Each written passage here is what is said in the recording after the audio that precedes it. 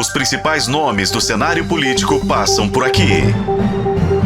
Café com Política. Hoje, no Café com Política, a nossa conversa com o deputado estadual Sargento Rodrigues, do PL. Muito obrigado por estar conosco aqui nesta terça-feira. Muito bom dia, deputado.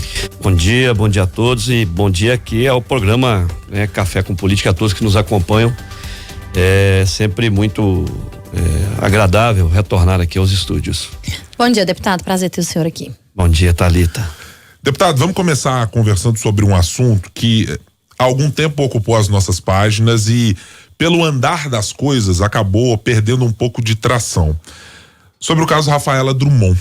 O senhor chegou a fazer audiências públicas, chegou a apresentar inclusive requerimentos a partir de outras informações que surgiram na Comissão de Segurança Pública e que cobravam uma posição um pouco mais clara do governo de como esses casos aconteciam, em que volume aconteciam, se havia mais casos de denúncias de assédio que não ainda estavam cobertos ou identificados. O que avançamos desde o caso Rafaela Drummond até agora, seja na resposta do governo, em mudanças específicas na maneira de se conduzir processos como esse internamente, acompanhando pela comissão, o senhor viu alguma mudança sensível nesse caso? Bom, há sempre uma resistência muito grande, das chefias de polícia a tratar desse assunto. Porque o assédio moral, eu sou autor da Lei Complementar 116, lei essa de 2011, ela disciplinou a prática do assédio moral no âmbito da administração pública. Ela prevê, ela conceitua, ela tipifica e ela prevê sanções. Há sempre, porque nós tínhamos na própria avaliação da Polícia Civil, se um servidor, uma servidora, dependendo como é que ele lidasse com o assédio, ele seria pontuado. Você vê que ponto que nós chegamos numa avaliação de um próprio servidor. Ou seja, se a servidora suportasse bem o assédio moral, ela poderia ser pontuada, eu diria, melhor. Então você vê que há uma certa cultura aí interna, e tem hora que as pessoas estão confundindo o que é hierarquia e disciplina nas instituições com a questão de assédio. Assédio moral é bem diferente da prática de hierarquia e disciplina.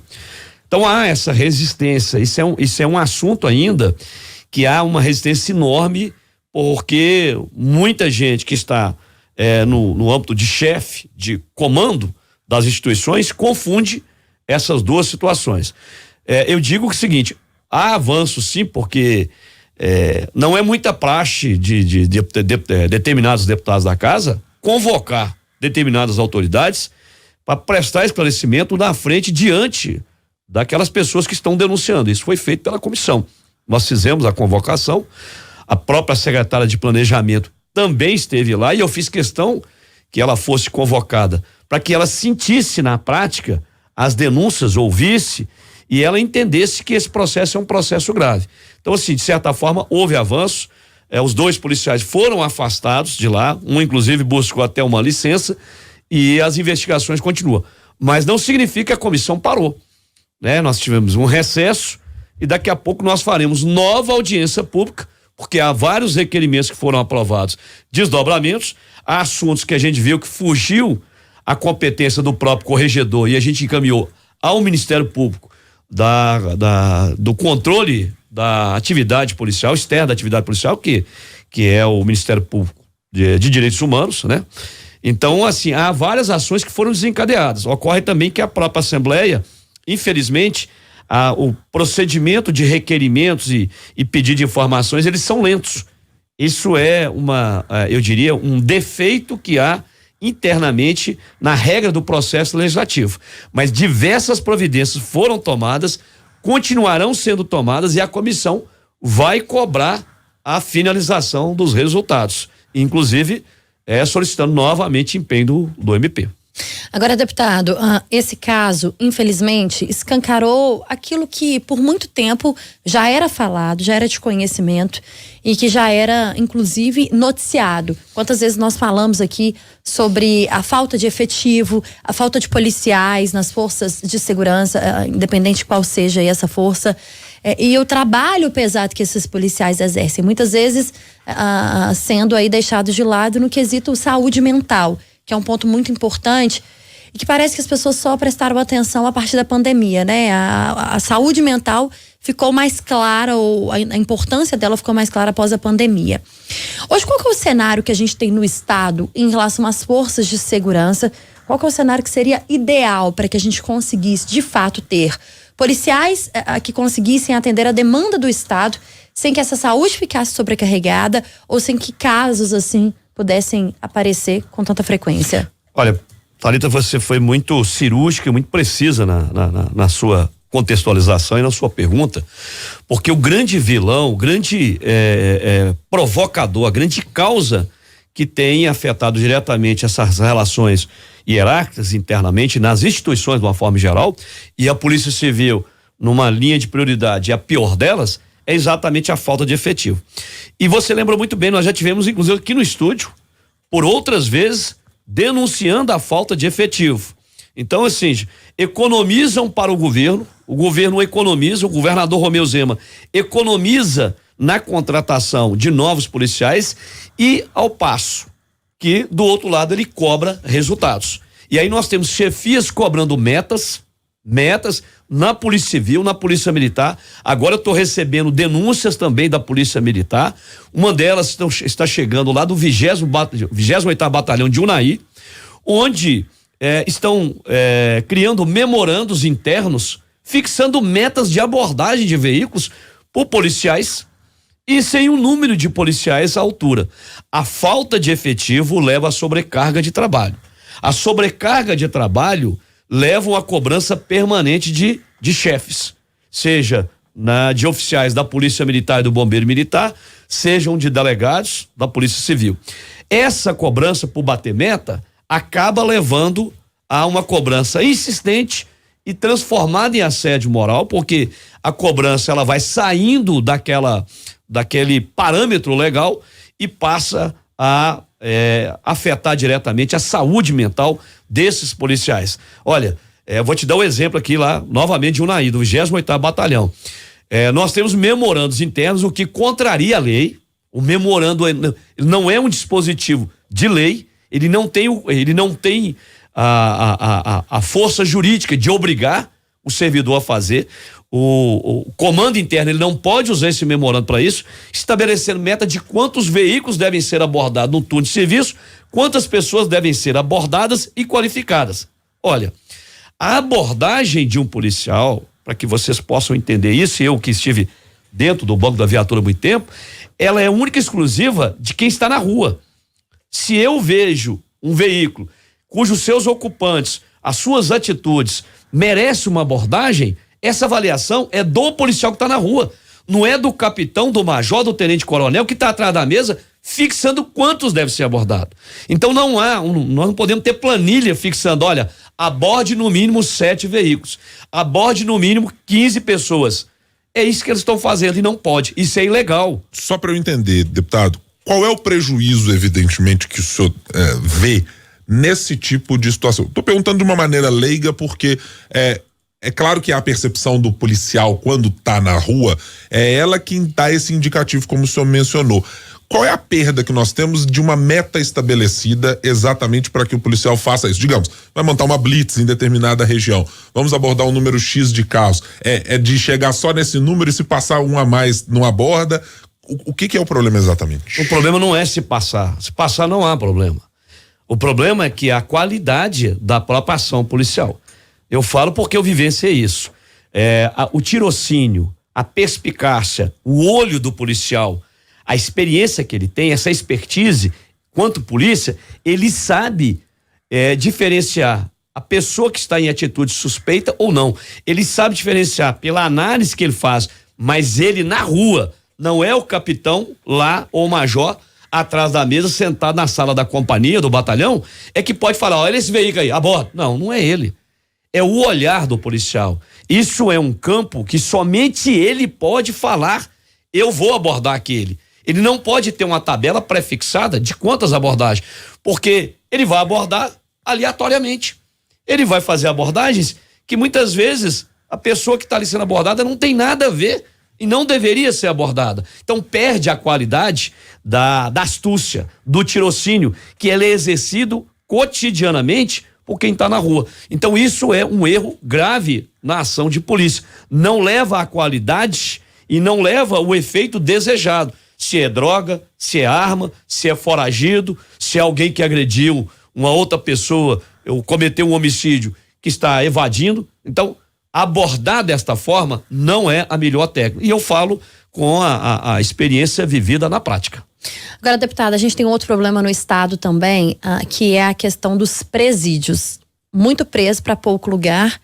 E consequência disso é que talvez o julgamento ainda nem ocorreu, a pessoa já está na rua de novo, cometendo novos crimes, é enxugar gelo, né? Nós já ouvimos isso aqui de muita gente. No que o Estado já avançou no ponto de vista presídio e condição de manter aquela pessoa que cometeu algum tipo de crime presa de verdade, ou no que ainda falta avançar? Olha, na verdade nós precisamos ampliar o número de vagas. Há uma necessidade da ampliação do número de vagas para que realmente a gente consiga, inclusive, manter a segurança dos próprios agentes públicos. Na Polícia Penal hoje, a deficiência do efetivo leva a situações extremamente graves dentro da instituição Polícia Penal, né? Sejusp, que está dentro dessa pasta. A falta de efetivo tem levado a situações gravíssimas na retirada do banho de sol, nas visitas íntimas, de tudo aquilo que a lei processual permite. A lei permite. E a superlotação, ela acaba por gerar situações que pode colocar em risco a vida desses agentes públicos e levam a insatisfação enorme também da massa carcerária que está ali sendo cumprindo pena. Agora, os presos que são, a gente chama presos provisórios, eles existem por força da própria lei e por decisões judiciais. Isso aí não há como você mudar esse processo se as decisões judiciais são feitas. A prisão em flagrante, o cidadão cometeu o crime, ele foi preso em flagrante, ele tem que ser recolhido à unidade prisional. Agora, o que eu vejo hoje no sistema prisional são 2 pontos de gargalos que devem ser corrigidos pelo governo do estado. Ampliação do número de vagas, ou seja, criando novas penitenciárias, construindo o que não vem ocorrendo na prática, né? E também ampliação do número de servidores para que tenha segurança para eles, primeiro para eles, para os demais servidores administrativos e também para que eles possam conduzir de forma a contento a própria execução da lei de execução penal nesse processo que a gente chama de reinserção social lá na frente, quando o preso cumpre a sua pena. O que é mais importante hoje, na opinião do senhor? O aumento no número de servidores, o aumento no número de efetivo ou a recomposição salarial da classe? A recomposição salarial da classe, ela é imprescindível. E, infelizmente, nós já deparamos com 2 situações que o próprio governador assumiu publicamente que faria a recomposição. Sim, eu não sei como é que o governador consegue conviver no dia a dia com as suas falas e o seu não cumprimento. É muito grave para um chefe de estado, para o governador Romeu Zema, vir a público 2 vezes, fazer compromisso. A primeira foi aquela em 2019, que nós passamos do dia 22 de fevereiro a 22 de novembro, negociando com toda tranquilidade, com toda intermediação política, com a diplomação política, né? Com a diplomacia política ali, e ele pagou uma parcela e descumpriu o acordo de 2. Recentemente, agora na campanha, inclusive eu estou com um vídeo aqui, que ele foi até na própria Rede Globo de televisão, no dia 3 de outubro de 2022, ele fala, olha, no setor privado é assim, se tem inflação, a gente dá inflação, há negociações com os sindicatos, são feitos acordos, inclusive com o judiciário, né, da Justiça do Trabalho. No setor público é diferente, ele cita o judiciário, cita a Assembleia, mas ele mesmo deixou de cumprir. E o pior, você citar aqui um assunto, o governador deu uma entrevista lá em Araxá, dizendo que não poderia dar porque o primeiro quadrimestre tinha estourado, bateu em 49, ponto 32, que não poderia dar aumento. E o governador, de forma muito, muito bem orientada, ele fala não pode dar aumento. Mas ninguém está cobrando o governador aumento.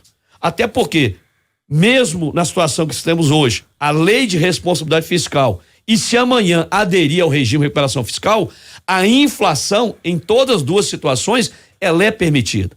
O que falta ao governador é cumprir com a palavra, é cumprir com as promessas que ele tem feito aos servidores da segurança. Só que isso está tomando a dimensão, Thalita, de tá ficando insustentável, né? Os servidores já não estão assim, tá perdendo a credibilidade por completo, né? Perdeu a credibilidade por completo no próprio chefe supremo das duas polícias, que é o governador. Então, à medida que ele, por 2 vezes, assume compromisso e não cumpre, e o pior, ele manda para a Assembleia um projeto de lei que não contou com o meu voto, eu votei por 2 vezes contrário ao projeto, em primeiro e segundo turno, aumentando o próprio salário em 298%, 150% a mais do que o período da inflação que foi alegado, que era 2007 a 2022. Então, assim, é muito ruim. Então, é óbvio que, nesse momento, a recomposição da perda inflacionária, ela é mais importante. Por que ela é mais importante? Porque nós estamos lidando com a sobrevivência de pais e mães de família. São pessoas que teve 30 e tantos % do seu salário corroído pela inflação, cerca de 35,44, um número preciso, e que o governador do outro lado, como o patrão, dá a ele 298% e nega a própria inflação para os seus servidores da segurança. E continua fazendo. Se você abrir agora o seu celular e entrar na página do governador Romeu Zema, no Story, você vai ver lá ele fazendo, né? Tirando o dividendo político da ação da segurança, dizendo que Minas é o único estado que não tem nenhuma cidade dentro daquelas 50 mais violentas, segundo o anuário, né, de segurança pública do Brasil. Ele tá aqui no Story de ontem para hoje, ou seja, ele continua tirando dividendo político do serviço prestado com o sacrifício da própria vida do servidor da segurança, e ao passo não tem sequer a honradez de cumprir com a sua própria palavra. O senhor falou em pouco mais de 35% de perdas de famílias das pessoas ligadas perda inflacionária. Perda inflacionária relacionada à segurança pública. Esse número parece pouco provável de que seja aceito pelo governo como uma base de negociação. E eu tô falando só em negociação, nem sequer no número final. Há algum denominador comum possível, deputado, olhando para as contas do governo, pelo cenário de necessidade de vontade de adesão ao regime de recuperação fiscal, que é dito pelo governo como pedra de salvação, e o que a categoria aceitaria ser viável, minimamente, colocando tudo isso no mesmo balaio? Olha, os 12,84 que nós apresentamos a emenda, que foi para a educação, isso aliviaria, né? Então isso é praticamente 1/3 dos 35,44. 12,84 já foi dado para a educação e inclusive vão receber agora, nesse próximo 5º dia útil, retroativo a 1º de janeiro. Então nós colocamos a emenda, uma emenda inclusive que alguns deputados que iriam votar contra, né? Que infelizmente a gente respeita a decisão do deputado, mas não deixa de fazer a crítica. O cidadão que vai às urnas, obtém uma procuração do eleitor e pega essa procuração e deixa na mão do líder, para que o líder decida como ele vota, é muito triste. Então nós fizemos, inclusive, para deixar o deputado numa situação mais confortável, uma emenda autorizativa. Porque na prática, o governador ele não pode dar um aumento direto. Ele não pode pegar a caneta dele e escrever, falar, estou dando um aumento. O que ele tem que fazer? Ele tem que pedir uma autorização por lei à Assembleia. Não é assim o processo? Então ele manda o projeto, os deputados aprovam e ele está autorizado, não é isso? O que eu fiz? Eu fiz uma emenda que ela foi assinada por 42 parlamentares. Essa emenda autorizava o Poder Executivo a conceder o mesmo percentual de 12,84 nos mesmos moldes para os servidores da ativa, para os veteranos e os pensionistas da segurança pública, dos mesmos modos de educação. Até para não criar até para não criar nenhum tipo de confronto entre categorias ou de sabores entre categorias. E, infelizmente, nós tivemos 31 votos favoráveis e 34 contra. 34 deputados votaram com o governo, ou seja, pega-se a procuração dele e entrega ao líder de governo. É muito triste você ver uma postura como essa. Mesmo o deputado da base de governo sabendo que o governador tinha feito as promessas, mesmo o deputado de governo sabendo e eu exibindo vídeos internamente nas comissões em plenário, ele acabou acompanhando a posição. Agora, quando foi o salário do governador, votaram a favor de 298%. E eu quero aqui chamar a atenção de um detalhe que ninguém tocou nesse assunto até hoje. Quando o governador Romeu Zema fala que o estado, o primeiro quadrimestre desse ano, teve um relatório de gestão fiscal, apresentou as despesas com o pessoal da receita corrente líquida em torno de 49,32 e que não poderia dar aumento, e ninguém está pedindo aumento para o governador, a gente está pedindo que ele cumpra a inflação, que ele deve a inflação, porque o governador é que está sentado na cadeira, então ele deve a inflação aos servidores, então nós não estamos pedindo aumento. No caso dele, foi legal o aumento. E na hora que um sindicato que tem legitimidade passiva, né? Ativa, desculpe, para propor uma ação, o próprio aumento dele pode ser questionado judicialmente. Porque ele não poderia ter sancionado o projeto no dia 2 de maio, concedendo a ele mesmo, aos seus secretários e ao vice, um aumento real de 150%. Foi 298. 147 é a inflação do período, de 2007 a 2022. Quando ele dá 298%, ele deu 150% real de aumento. Esse sim pode ser questionado juridicamente, inclusive anulado pelo Supremo Tribunal Federal. Nós estamos chegando ao final da nossa entrevista, mas eu queria lhe perguntar especificamente sobre um ponto mencionado pelo senhor. Como lhe soou essa mudança de postura, ou por que foi motivada essa mudança de postura dos parlamentares que o senhor mencionou, fazendo críticas a esses que fizeram essa mudança? Você está falando em termos de votação? Exatamente. Eu já escrevi um texto em 2015 a respeito dessa postura de determinados parlamentares. Infelizmente, nós temos posições que são adotadas pelos deputados. O deputado que compõe base de governo, ele está sempre ali interessado numa benesse da sua região. Ele quer sempre atender um prefeito, alguma demanda da sua região. E nesse interesse que ele tem, é o que ele se propõe a votar com o governo. É uma troca de posições. Eu voto a favor do governo e derroto uma emenda para ela não ser aprovada, ou determinados projetos, mas eu tenho ali a entrega de determinados equipamentos públicos, eu tenho verbas liberadas a mais, porque hoje, com toda sinceridade, hoje o deputado não precisaria adotar essa postura. Porque hoje o deputado tem 11 milhões de reais por ano para indicar com emenda. 50% para a saúde, que é obrigatória, e as outras 50% livre. Então ele não tinha necessidade nenhuma de trocar, de barganhar o seu voto, o seu apoio político, vendo o servidor da segurança pública. E o pior, muitos deles, todos eles, necessitam constantemente e vão atrás dos policiais militares, dos policiais civis, lá na ponta da linha, para atender as demandas locais que eles pedem também aos chefes de polícia.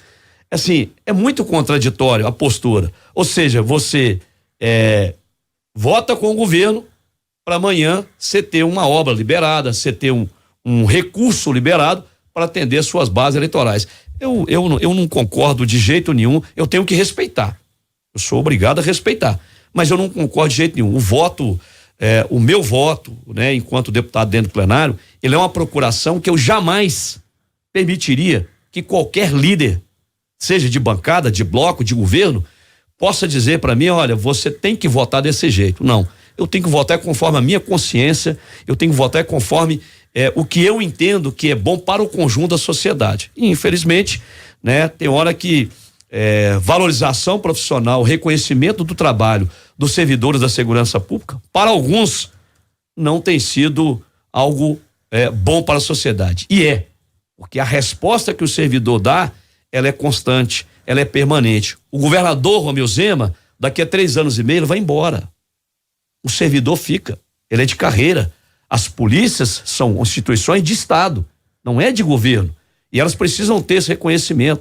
Porque é muito triste, eu já vivi a situação da tristeza que é. E o governador Romeu Zema, ele está conseguindo empurrar a classe da segurança pública para um abismo novamente durante esses 5 anos da sua gestão. Ele está fazendo aquilo que nós levamos mais de 2 décadas para conseguir chegar num patamar de dignidade e de reconhecimento profissional. O governador Romeu Zema está jogando todos nós num abismo.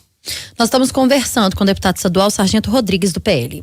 No Café com Política. No Café com Política. Hora do bate-pronto. Perguntas rápidas e respostas na mesma proporção. Combinados, deputado? Combinado. Então vamos lá. O que as forças de segurança querem do governador Romeu Zema até 2026? Que ele cumpra a palavra fazendo a reposição da perda inflacionária. O novo secretário de governo, Gustavo Valadares, na comparação com Igor Eto. Pelo menos sei que tem muito mais experiência e entende o processo legislativo, e isso pode ser um facilitador. A utilização do projeto de câmeras nas fardas, o resultado é satisfatório até agora?